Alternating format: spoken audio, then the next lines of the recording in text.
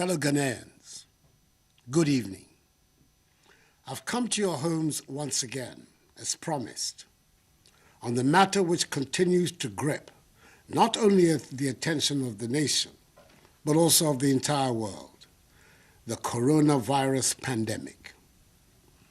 At the time of my last broadcast, some 6 days ago, Ghana had recorded 21 confirmed cases of infections, with virtually all the cases being imported.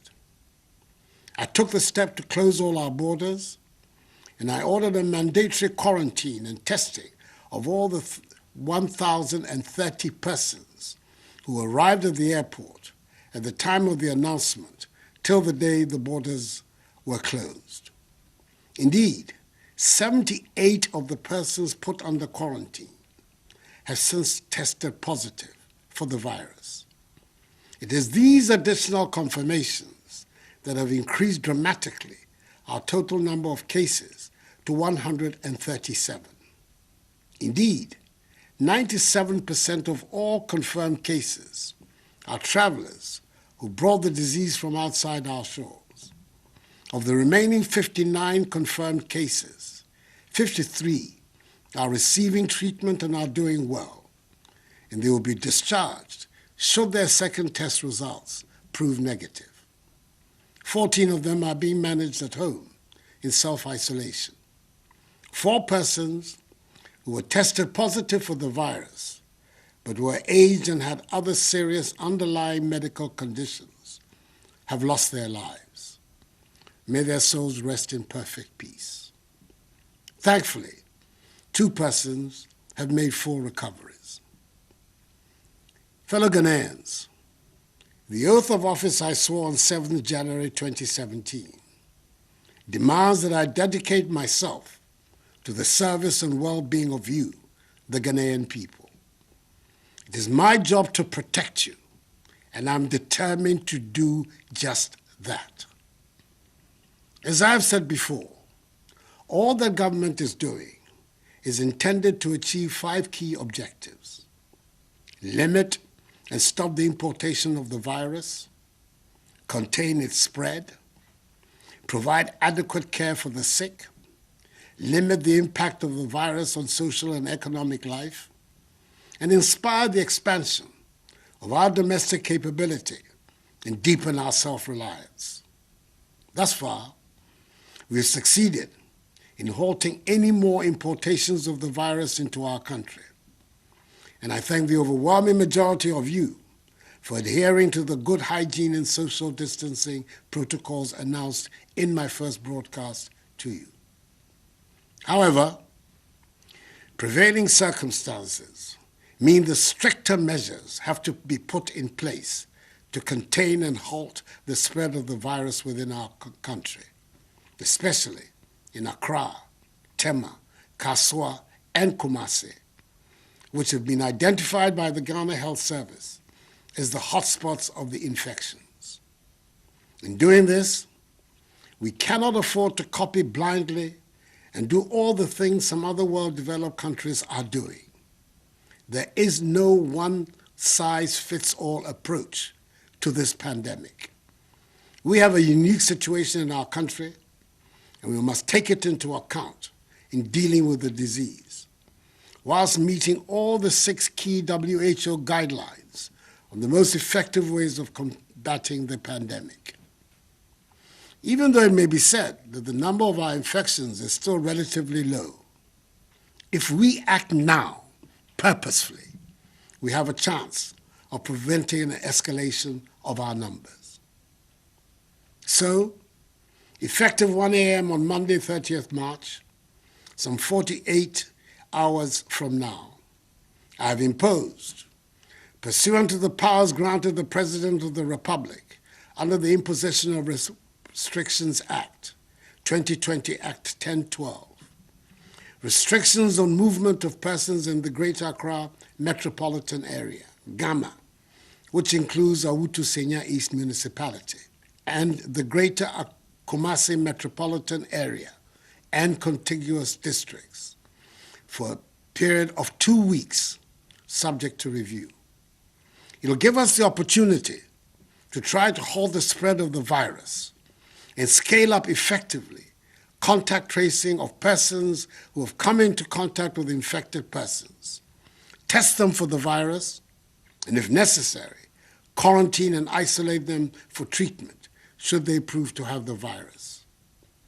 In Greater Accra, the following areas will be affected: Accra Metropolis, Tema Metropolis, Tema West Municipality, Lejokuku Municipality, Krowa Municipality, Adentan Municipality, Ashiamai Municipality, La Nkwantanai Medina Municipality, La Dadekotokmo Municipality, Okakwe North Municipality, Ablekuma North Municipality, Ablekuma West Municipality, Ablekuma Central Municipality, Ayawaso East Municipality, Ayawaso North Municipality, Ayawaso West Municipality, Ayawaso Central Municipality, Gan West Municipality, Gan North Municipality, Gan Central Municipality, Gan South Municipality, Gan East Municipality, Kole Klote Municipality, Wejagbawe Municipality, Bon Katamanso Municipality, and the Wutusenya East Municipality. In the Greater Kumasi Metropolitan Area and contiguous districts, the following areas are affected: Kumasi Metropolis, Asokwa Municipality, Swami Municipality, Old Tafo Municipality, Oforikro Municipality, Asokore Mampo Municipality, Kwadaso Municipality, Echiman Wabieja Municipality, Kwabre East Municipality, Ejeso Municipality, Efija Kwabre South District, Bosomche District, Echima Kwanwoma District, and Echima Wabiaja North District. This, in essence, means that everyone resident in these areas must stay at home for the next 2 weeks. However, if you must go out, it must only be to get essential items such as food, medicine, water, undertake banking transactions, or to use public toilet facilities. But as much as possible, stay at home. There shall be during this period no intercity movement of vehicles and aircraft for private or commercial purposes for the areas of the restrictive measures, except for vehicles and aircrafts providing essential services and those carrying cargo. Riders of motorbikes are not allowed to carry any additional person, and all intracity passenger vehicles, such as trotros and taxis, must reduce the number of passengers in order to observe appropriate social distancing and hygiene protocols. Additionally, all commercial vehicle stations shall observe appropriate hygiene protocols and social distancing. The Ministry of Transport has engaged the transport operators and unions in this regard. The Ministry of Local Government and Rural Development has also engaged with the metropolitan, municipal, and district assemblies and the leaders of the market associations in the country to make satisfactory arrangements about the operations of the markets that ensure observance of social distancing and enhanced hygiene protocols. In any event, only persons involved in the food value chain can operate in the markets during this period. Individuals and institutions providing the following services shall be exempted from the restrictions: members of the executive, legislature, and the judiciary. Production, distribution, and marketing of food, beverages, pharmaceuticals, medicine, paper, and plastic packages. Environmental and sanitation activities. Staff of VALCO, road and railway construction workers, mining workers, fisherfolk, members of the security agencies assigned lawful duties, staff of electricity, water, telecommunications, e-commerce, and digital service providers, and staff of fuel stations. Fellow Ghanaians, to accelerate the contact tracing process and ensure we contain the spread of the virus in the shortest time, we will use the military and police to assist health authorities to expedite the process. We'll also pursue a policy of testing all contacts of people tested positive. The affected areas, and indeed all other regions, have earmarked designated isolation and treatment centers for the management of suspected and confirmed cases, as well as the selection of facilities for mandatory quarantine is being carried out. An intensive public health education and community awareness on social distancing and hand washing will be carried out. It is very important that we protect all healthcare providers with personal protective equipment to make sure that they do not contract the virus in the process of protecting our lives. Government has therefore taken delivery of additional PPEs, and more are being procured. Distribution of 17,000 coveralls, 350,000 masks, 17,000 goggles, 2,400 non-contact thermometers, 350,000 gloves, 25,000 sanitizers, and 30,000 test kits are ongoing for healthcare personnel and those undertaking contact tracing and testing. We're recruiting 1,000 community health workers and an additional 1,000 volunteers to help in this endeavor. 100 pickup vehicles and 2,500 tablets have been mobilized for the exercise. Fellow Ghanaians, I'm urging all of you to bear with these additional measures. They are being done in the interest of all of us. They are hopefully only for a short while. These additional measures, together with those earlier announced, are what will help us defeat the virus. And we must be united in our determination and efforts to overcome this challenge. This certainly is not the time for politicking or the display of partisanship. The virus does not care which party you belong to. Neither is it, as we have seen, a respecter of persons. The enemy is the virus and not each other. As I've stated in my earlier broadcasts, all the measures I have announced tonight will be subject to constant review. Fellow Ghanaians, we are in this together, and government will stand by you. We are aware that there will be discomfort and difficulties for all of us over the next couple of weeks. As a responsive government, we will continue to implement bold measures to mitigate the impact of the coronavirus on businesses and households and ensure that job losses are minimized. The Minister for Finance has been directed by me to prepare for approval by Parliament a coronavirus alleviation program to address the disruption in economic activities, the hardship of our people, and to rescue and revitalize our industries.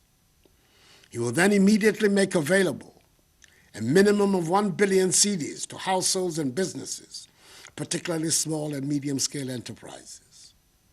The commercial banks are, in addition, responding to the Bank of Ghana's 1.5% decrease in the policy rate and 2% in reserve requirement, with a 3 billion cedi facility to support industry, especially in the pharmaceutical, hospitality, service, and manufacturing sectors.